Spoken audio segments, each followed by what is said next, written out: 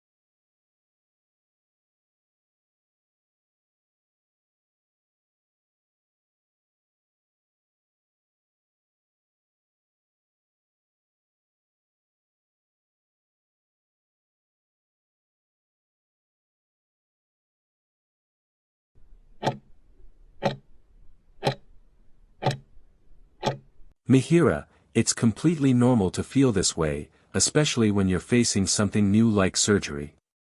I want to reassure you that hernia repair is a very common and safe surgical procedure. We have an incredibly expert surgical team here at the hospital, and they perform these operations frequently, with excellent outcomes.